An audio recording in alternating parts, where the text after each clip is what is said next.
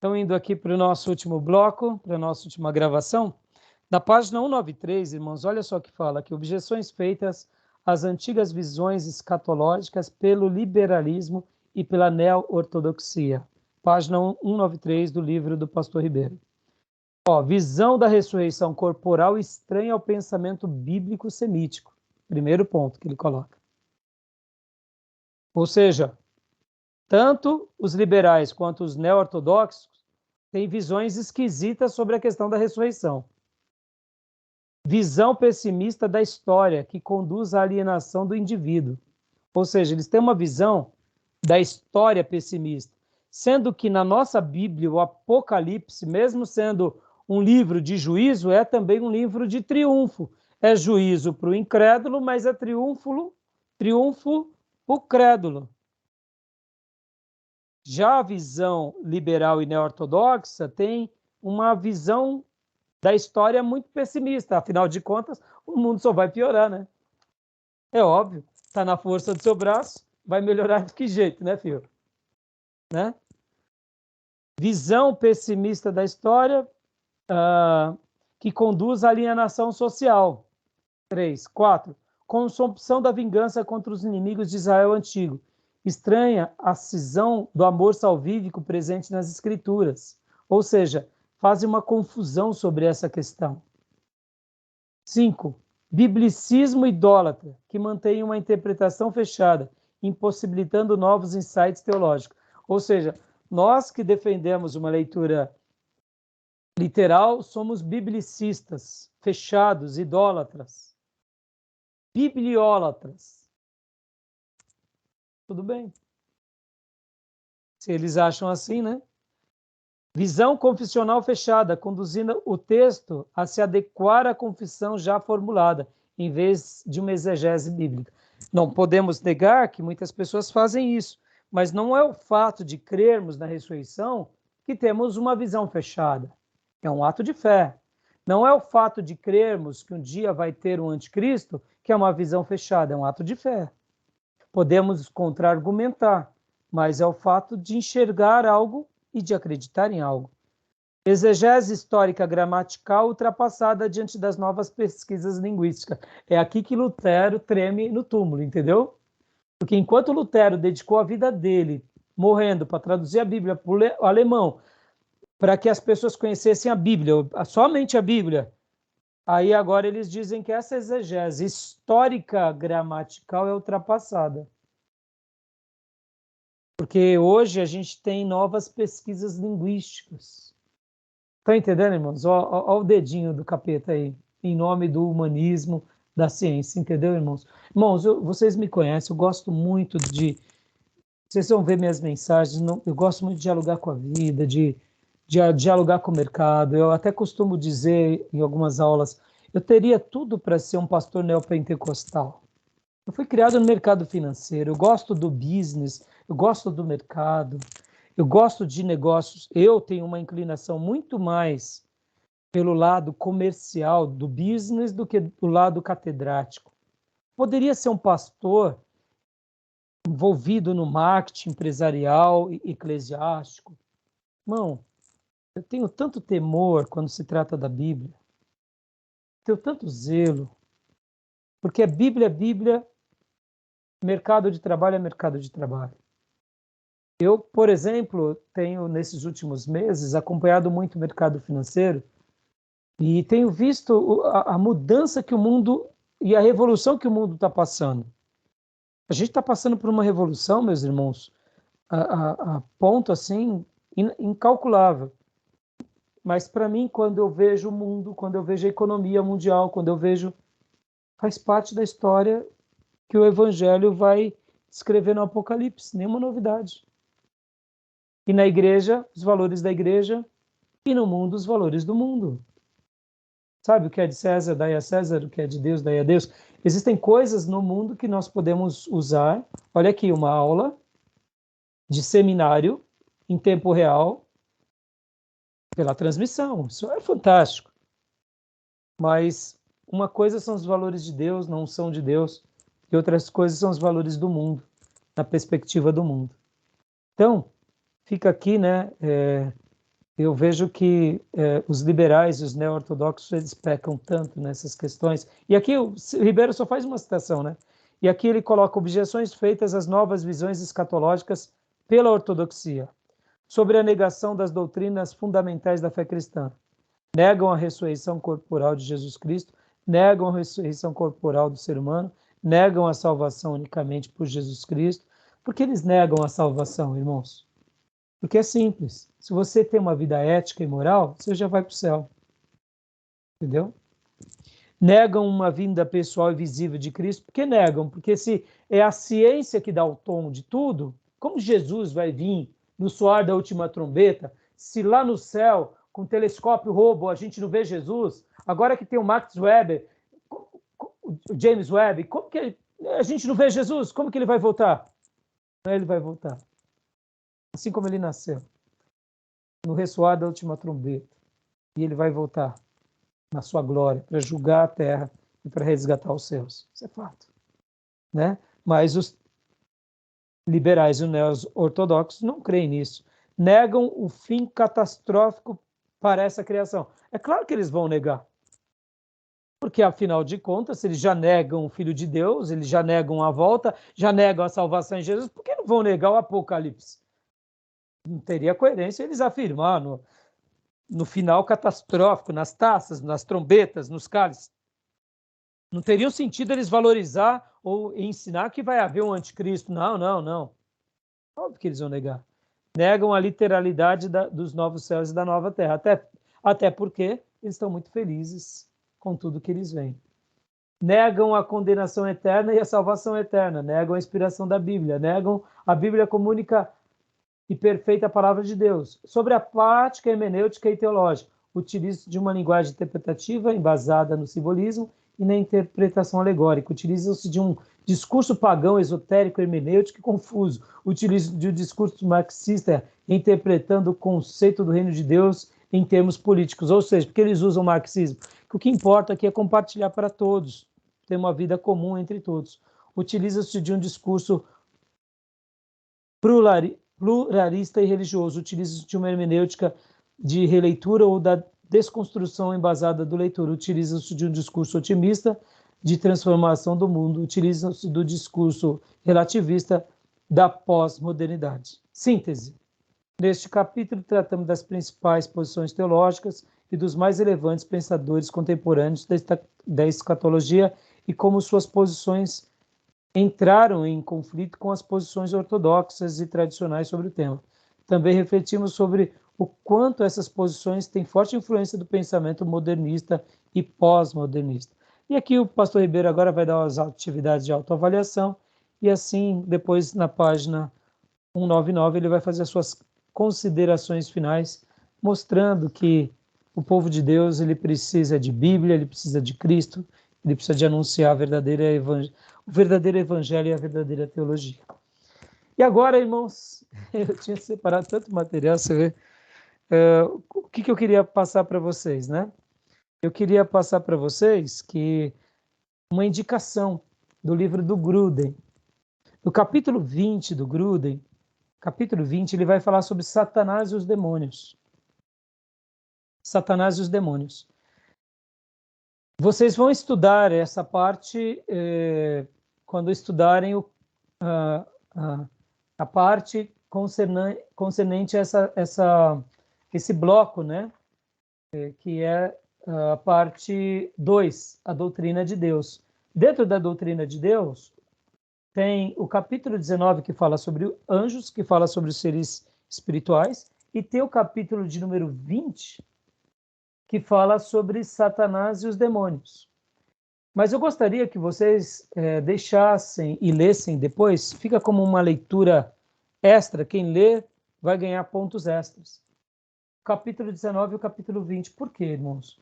Porque aqui, mesmo que nós estudemos lá na doutrina de Deus ou dentro de teologia sistemática, que a matéria é teontologia, que é a doutrina de Deus, a gente vai passar e vai estudar, mas eu acabo não dando tanta ênfase porque eu gosto de dar mais ênfase para anjos e principalmente Satanás e os demônios aqui, nessa matéria. Por quê? Olha o que acabamos de tratar, irmãos. Acabamos de tratar que o liberalismo e a neo-ortodoxia influenciou muito numa visão errada do povo de Deus. Olha que interessante. Quem é que faz isso usando o conhecimento e deturpando o ensino de Deus? Eu não tenho dúvida que é Satanás. Usando o quê? Os instrumentos que ele tem na mão.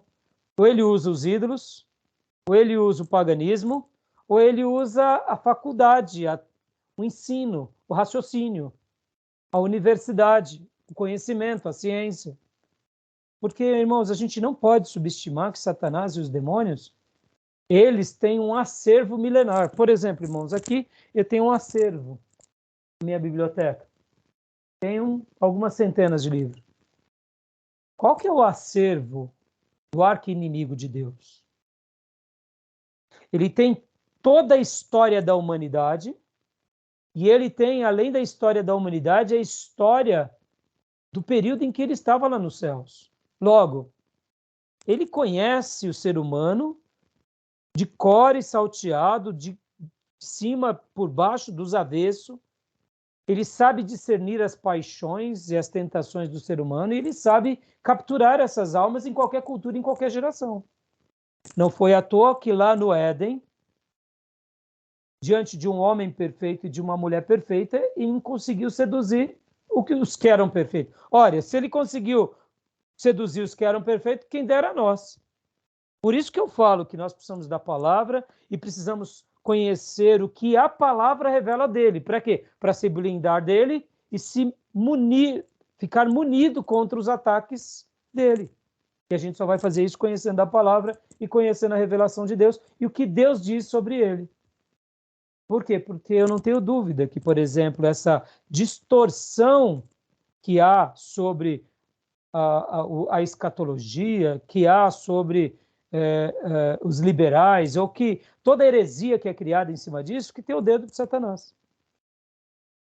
Quero lembrar para vocês que lembram que lá em Apocalipse capítulo 9, fala que naqueles últimos dias, durante o período de tribulação, seriam soltos demônios para ferir a terra.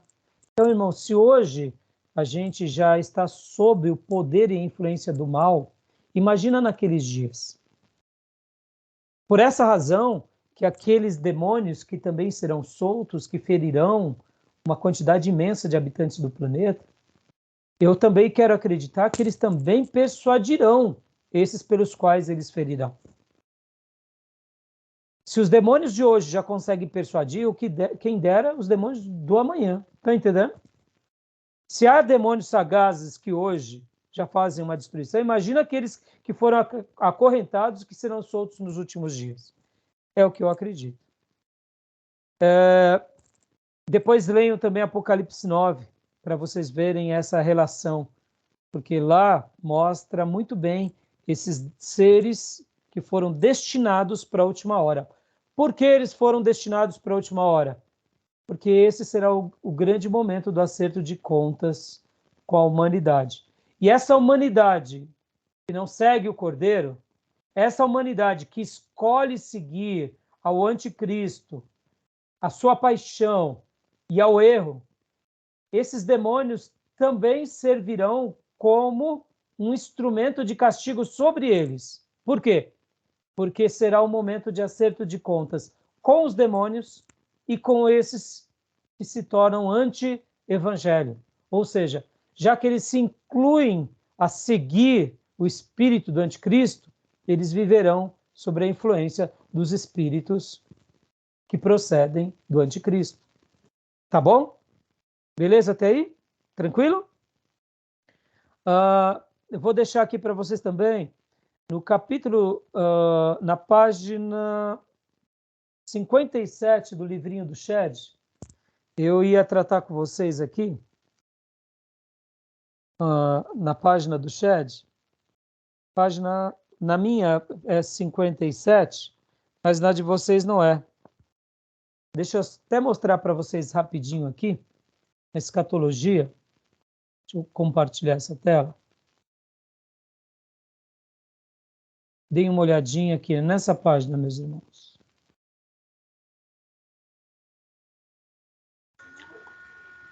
Ó, É só adiantar 10 páginas, pastor, pelo que eu pude ver na última aula. isso então. Depois deem uma lida, o fim segundo o Apocalipse, capítulo 19, 11 ao 22, 21. Eu achei fantástico essa parte, eu gostaria muito que... Eu sei que vocês já leram o livro, né? Mas eu gostaria de ler aqui com vocês algumas linhas rapidinho, ó. Mesmo havendo uma concordância entre os intérpretes de que todas as escolas, quando as bodas do Cordeiro, seria uma figura de alegria e de união da igreja, a noiva, com o seu noivo, o Senhor, que ocorrerá na ocasião da parousia, ou seja, do arrebatamento, no Apocalipse, o encontro que juntará a igreja com o Senhor ocorrerá no capítulo 20, após a primeira ressurreição. Aí depois vocês dão uma lidinha em toda essa parte, tá bom, meus irmãos? Porque assim é uma leitura muito agradável. Eu gostaria de ter gastado mais um tempo aqui com vocês, mas hoje, infelizmente, não vai dar, porque ele vai falar sobre isso, ele vai dar uma síntese aqui muito linda sobre esse reencontro. Podem ver, meus irmãos, nosso querido e saudoso pastor Dr. Russell Shedd, quando ele põe um ponto em que ele não pensa igual aos nossos irmãos dispensacionalistas, ele coloca um ponto de vista, ele coloca o ponto dele, mas ele vai para as escrituras, ele cita as escrituras, ele destaca as escrituras, ele valoriza as escrituras. E uma das coisas que mais me apaixona no Shedd é isso, é porque as escrituras para ele é o próprio Deus sendo revelado para nós. Eu me recordo que eu estava numa aula inaugural lá no Betel, da missionária Durvalina, e era uma semana teológica em que o Dr. Shedd estava dando para nós sobre homilética. Eu tenho gravado essa série de aulas dele em fita VHS. Um dia, quem sabe, eu passo para CD e digitalizo e disponibilizo para nós, porque aquilo é uma pérola. Um aluno gravou ali uma filmadora bem antiga, inclusive é uma gravação que toda hora está tremendo. Não tinha naqueles dias essa tecnologia de estabilização, né? E o Dr. Shedd, ele falou o seguinte, irmãos, entre muitas vezes que eu ouvi ele dizer, ele dizia o seguinte, que quando pegamos a Bíblia, lemos a Bíblia, nós estamos convidando Jesus para estar do nosso lado e Jesus está falando conosco. Quando fechamos a Bíblia, nós estamos dizendo para Jesus, tá bom, Jesus, fecha a sua boca. Mas quando pegamos a Bíblia e abrimos a Bíblia, nós estamos dizendo, Jesus, senta do meu lado e me ensina. Então eu quero, durante toda a minha vida, ter referências como essa para conduzir a minha vida no cristianismo, para conduzir a minha vida no ministério e para formar a minha base teológica. Eu acredito nisso, meus irmãos. Eu acredito que a palavra de Deus contém Deus, que a palavra de Deus contém Jesus. Jesus é a palavra, é o Logos. É o Logos. Ele é a encarnação da palavra. A palavra não contém tudo de Deus, porque Deus é muito maior do que a palavra. Mas tudo que está na palavra tem Deus, contém Deus, e por essa razão é inerrante. E aí o Dr. Shedd, então, fala sobre essa porção, e eu achei lindo, depois leio em casa, e depois também aqui, na página 62, ele vai falar sobre os julgamentos. Na minha página 62, é o julgamento do trono branco. E aí, na 63, ele vai falar sobre o novo céu e nova terra, que é o que já tratamos nas aulas passadas. E ele descreve com uma beleza, com uma grandeza, e depois ele conclui com a promessa de Cristo e a resposta à noiva. Nosso irmão era crente, e muito crente, por sinal. E o Dr. Shedd era um batista brasileiro, tá, irmãos? Batista tradicional. E eu já ouvi de muitos pastores avivados dizendo: quem disse que esse homem não era cheio do Espírito Santo? Né? Eu me lembro de um pastor que, certa ocasião, foi num congresso pastoral e o Dr. Shedd tirou um livro do bolso dele que ele tinha acabado de ler, de escrever, que era, o título, se eu não me engano, é esse: O Pecado, o Mundo e o Diabo, uma coisa assim. E deu esse livro para esse pastor. Quando esse pastor leu esse livro, esse pastor chorava, irmãos, porque foi uma resposta de Deus para a vida desse pastor. E esse pastor, depois pregando, dizia: quem disse que o Shedd não é cheio do Espírito Santo? Quem é que sabia do que eu estava passando? Ele escreveu um livro, aquele livro foi para mim. Então, meus irmãos, o Dr. Shedd, ele foi um homem, um dos mais crentes que eu já conheci na minha vida, ao lado do pastor Enéas Tonini. Esses dois líderes batistas, nós temos eles como as grandes colunas do movimento batista contemporâneo, que já não estão mais, foram lendas vivas. Eu tive o prazer de conhecer um pouquinho mais o Enéas e tive o prazer de assistir algumas aulas do Shedd e tive o prazer de ouvir muito do Shedd, ler muito do Shedd. Então, fica aqui. E para eu concluir, irmãos, agora, né, o Gruden, na página 974, livro do Gruden, 974, no capítulo 56, ele vai falar, eu queria ter gastado um pouco de tempo a mais, porque ele vai falar sobre o juízo final e o castigo eterno. E uma última coisa aqui, viu, meus irmãos? Os liberais podem dizer que o inferno não existe, tá, meus irmãos? Mas Jesus disse que o inferno existe, tá bom? E eu acredito na existência do inferno, de que o inferno também será um castigo eterno, como o nosso mestre diz, tá bom? E toda essa teologia liberal, eu não tenho dúvida que tem uma origem, que é dos quintos dos infernos. Tá entendendo, meus irmãos? Então fica aqui minha crítica também. Se ela é simplória, lá na eternidade a gente conversa. Mas que eu não tenho dúvida. Então aqui o Gruden vai falar muito sobre o juízo final e o castigo eterno. E ele dá uma pincelada muito boa.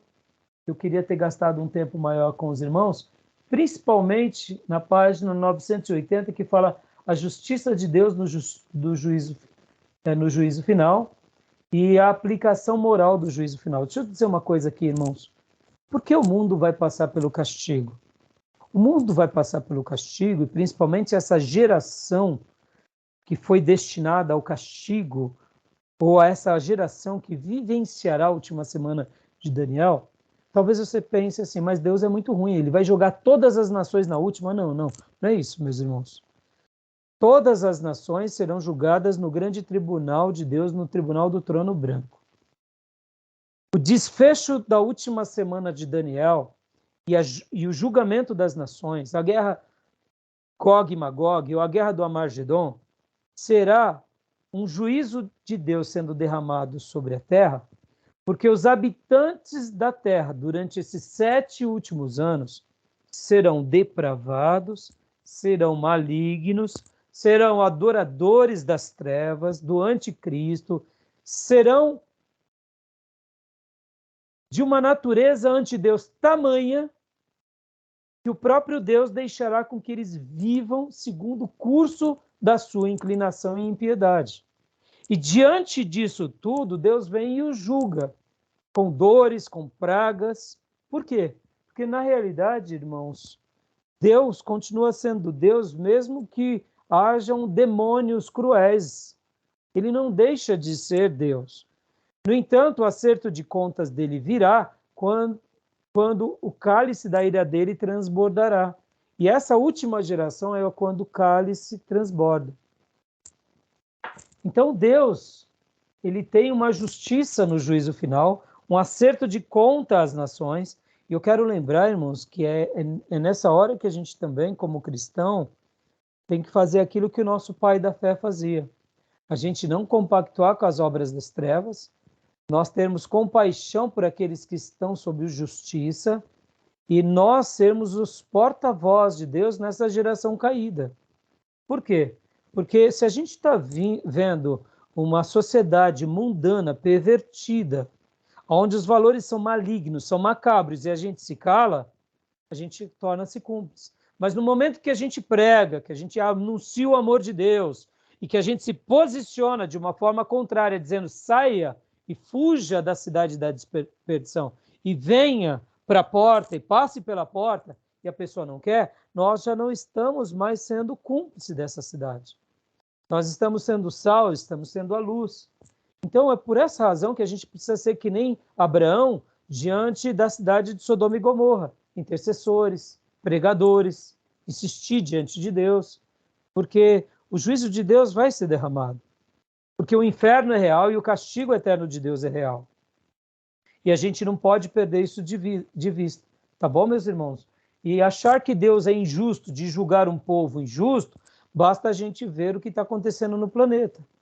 Vocês viram agora que recentemente uma musicista brasileira está sendo a mais tocada em todas as redes sociais no mundo, a número 1 aí em paradas de sucesso. E aí, se a gente for ver, a gente sabe que ela está sendo tocada, não é porque ela é brasileira, não é porque ela tem um timbre bonito ou feio, porque canta bem ou canta mal, mas é porque o que há sobre ela, há uma vulgarização do que? Da sexualidade. A gente vê uma bestialização do lado feminino. Ela não representa as mulheres brasileiras, fique bem certo disso. As mulheres brasileiras são lindas, são as mais lindas do mundo, mas ela não representa. Porque as mulheres que eu tenho como heroínas brasileiras não são vulgares, podem ser artistas, podem ser belas, lindas, mas elas não são vulgares. Quando a gente vê um clipe, e vocês sabem de quem eu estou me referindo, é tão vulgar, irmãos, é tão vexatório, é tão pornográfico. Então, por que isso está sendo valorizado no mundo e no Ocidente? Porque é o que o mundo gosta, é pornografia. E aí eu digo, como que está Deus numa situação como essa? Deus se entristece, naturalmente. E é por isso que a gente foi colocado para ser sal e luz.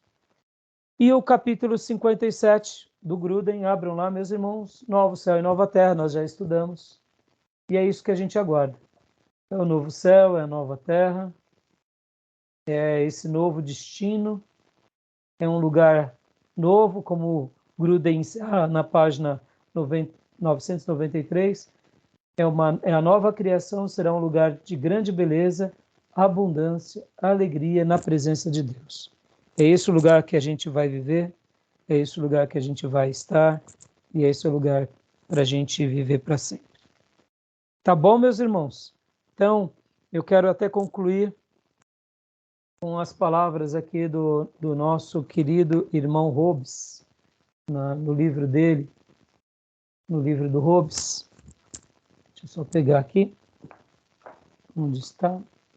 Aqui, na página 171, ele vai falar sobre a natureza do reino de Deus, os fundamentos da nossa fé. Nós somos ministros do reino. O reino de Deus um dia foi introjetado em nós.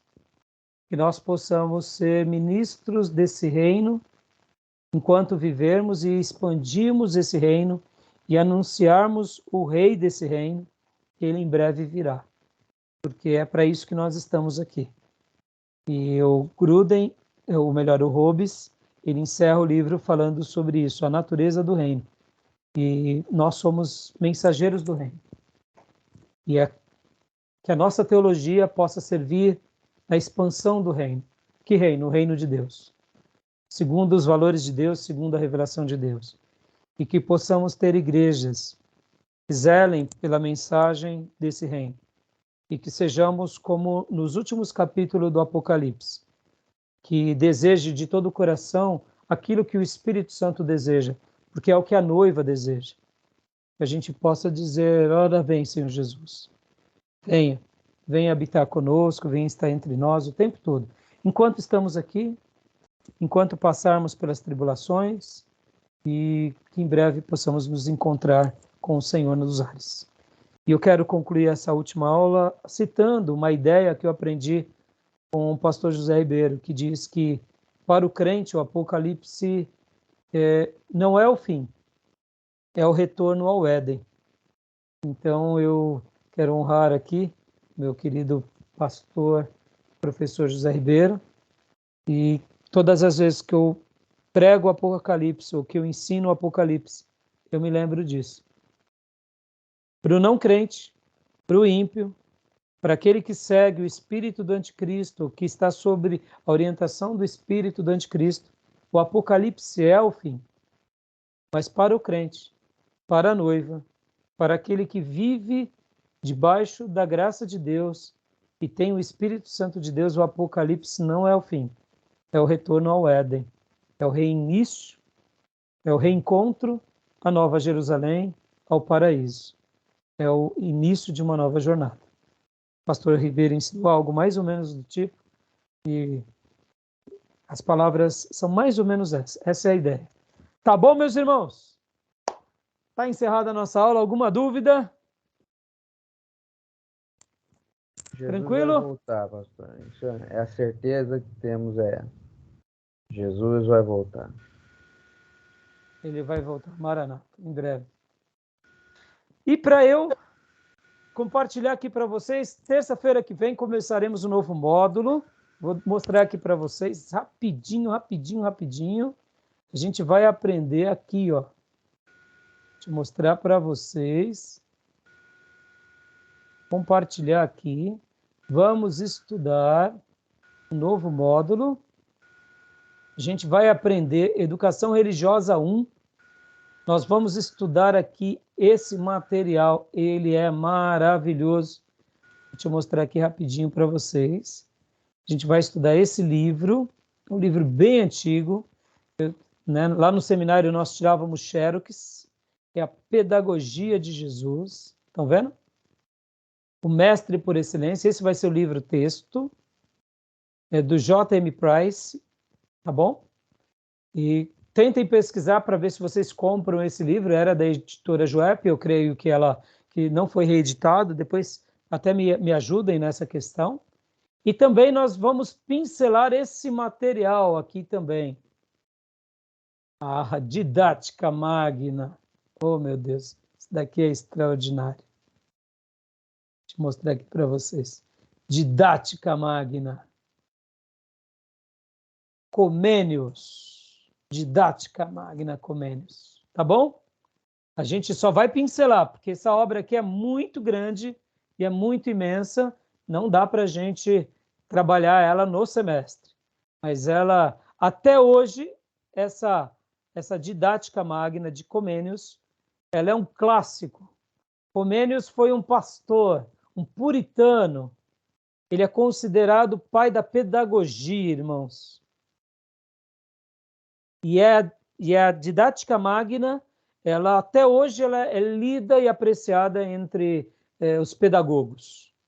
Você vê a grandiosidade dela. Ela é pouquinho depois da reforma. Se eu não me engano, ele era um congregacional, um pastor congregacional. Mas ele ensina com uma maestria, então a gente vai estudar.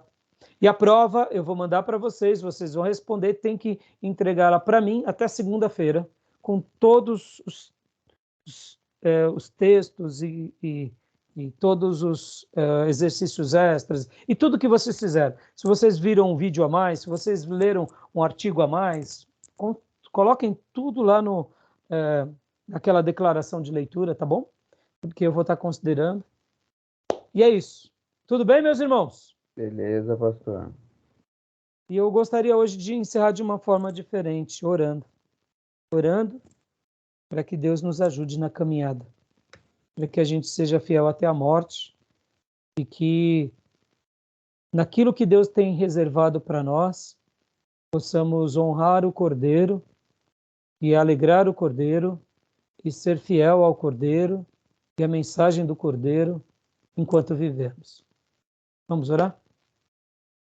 Pai, muito obrigado por esse módulo. Obrigado pelos irmãos aqui presentes, Pastor Johnny, o Gil, o Felipe, aqueles que forem ministrados por essa aula, no futuro, quem sabe, fazendo esse módulo digital. Pai, te pedimos, ajude-nos na caminhada, que sejamos fiéis até o fim, como foram os apóstolos, os discípulos, e que dessa forma nos guardemos e nos conservemos, como foi Paulo, Pedro, como foi Lutero, Calvino, Comênios, como foi Wesley, Billy Graham, como foi o Russell Shedd, Ernesto Nini, e como são tantos outros que vivem hoje e continuam te amando, amando a tua palavra, acreditando em ti e usando sim a inteligência para ler a tua palavra e lendo ela com humildade, entendendo o que ela revela e o que ela não revela, comentando sobre alguns assuntos, mas com esse temor. Guarda-nos, Pai, no teu amor, no teu, na tua presença, no vínculo do teu Santo Espírito, e ajuda-nos, ó Deus, a termos uma vida aprovada como obreiros, como servos, como filhos. Preserva nós e as nossas igrejas. É assim que eu oro e te agradeço. Em nome de Jesus. Amém. Amém, meus irmãos. Amém, Querem pastor. comentar alguma coisa? Amém. Quero te pedir um favor, facilita na prova, por gentileza. Agora eu vou usar mais um pensamento do Ribeiro, viu? Ribeiro dizia assim que misericórdia é só na igreja. Seminarista não tem que ter misericórdia. Não, mas é que vocês conhecem meu ritmo, né, de prova, e vocês veem que eu dou muita leitura. E nesse semestre, inclusive, eu acho que foi um dos que mais lemos, né? E podem ver que eu vou facilitar um pouco por isso, porque é assim, irmãos, eu poderia dar uma prova puxada para vocês decorarem alguns princípios, mas é a leitura que vai ser mais relevante para vocês, né? E uma boa leitura. Se colocar o nome Então, corretamente, o senhor já considera também, né? sim, sim. Porque, sabe, Pastor Johnny, eu particularmente, eu vou dar até uma... Tem problema que está sendo gravado? Eu tenho um pouco de dificuldade, na minha forma de ser, de decorar as ideias como de fato a pessoa diz. Eu não decoro a frase. Tem pessoas que decoram a frase, né? Eu acho isso lindo. Por exemplo, eu acabei de citar uma ideia do Ribeiro. Eu tenho certeza que essa ideia eu aprendi com o Ribeiro. Por isso que eu dei a fonte. Talvez as palavras não sejam essas. Entendeu? Eu sou assim. Então, por exemplo, um professor que me avaliava, se ele era catedrático de dizer, não foi essa a minha palavra, eu tirava meio certo, eu era prejudicado na prova. Mas o professor que considerava mais do que a palavra a ideia, ele falava, não está certa a sua ideia, você usou quantas palavras. Aí talvez você diga, pastor, mas por que você faz isso? É porque literalmente eu tenho dificuldade. Eu tenho dificuldade. A minha natureza tem dificuldade com palavras. Eu tenho dificuldade com palavras. Mas eu não tenho dificuldade com ideias. Eu assimilo as ideias. E essas ideias que são assimiladas, depois eu construo com as minhas palavras. Possivelmente a minha formação. Eu tive uma formação simples. Eu não tive um estudo tão rebuscado quanto outros. Eu também acredito ser uma dificuldade que eu tenha mesmo com palavras, em especial com a língua inglesa. Eu tenho dificuldade. E já com a língua espanhola eu não tenho, já com o grego eu não tenho tanta dificuldade. Mas com a língua inglesa eu tenho. Olha que interessante, né? Então, assim, eu faço daquilo que foi útil para mim um instrumento para vocês. Porque quando eu noto que o aluno ele teve a ideia correta, tanto é que tem provas que eu leio 3 vezes. E tem vezes que eu até reconsidero notas, que eu rabisco a prova dos alunos. Eu falo, mas... Não, tá errado. Aí depois vou ler e falo, pior que tá certo, olha. Ele foi sucinto. Foi melhor que eu. Tem vezes que a pessoa... Ele responde certo com tanta de forma tão sucinta que eu tenho que considerar. Posso dizer que tá errado. Entendeu? Então é isso, fica tranquilo. Mas não terão tanta misericórdia. Tanta não. A misericórdia será do Senhor nos finais dos tempos. os eleitos. Tá bom? Gil, quer falar alguma coisa? Felipe, quer falar alguma coisa? Tranquilo, pastor. Só tenho a agradecer. É isso. Eu espero ter contribuído para vocês. Peço perdão de alguma coisa que de repente possa não ter ficado claro. Como eu disse, no passado eu dei essa aula com quadros, então para mim foi mais fácil, que ela acaba tendo que fazer mais desenhos. A gente, querendo ou não, em pintar os quadros auxilia, e aqui é uma aula com muito quadros, né? Muito rabiscos. Por enquanto ainda não sei manusear esses rabiscos no computador. Peço até uma ajuda para vocês ou para os futuros alunos. Esses dias eu vi uma aula de um menino, ele rabiscando na tela do computador. Eu falei, meu Deus, como que ele faz isso? Eu não tive tempo de estudar isso. Eu quero, porque uma hora dessa eu faço os quadros aqui no computador, né? Eu vou replicando para vocês. Mas ainda não tenho essa facilidade, então não quis me aventurar. Mas eu acho que deu para dar uma boa passada para vocês. E, sobretudo, irmão, sobretudo, deixem o texto bíblico falar, leiam a Bíblia, leiam os textos paralelos, leiam as referências cruzadas. Na hora que vocês não entenderem, se sosseguem dizendo, eu não entendi, eu não compreendi. Espírito Santo me dá uma iluminação sobre isso. Se não, aceitem. Teve uma ideia? Seja humilde e dizer, irmãos, essa é a minha ideia. Eu acho que eu posso estar certo. Eu penso assim. E dessa forma a gente não vai estar acrescentando nem tirando, mas a gente vai estar preservando essa palavra bendita, que é a palavra da nossa vida, né? Esse livro sagrado, que merece a nossa consideração. Tá bom, meus irmãos? Amém. Fiquem com Deus. Até terça que vem, então. Até. Felipe, até amanhã. Deus abençoe. Padre. Graça e paz. Graça e paz, amados. Abraço, graças a paz a todos. Bom descanso. Deus abençoe. Amém.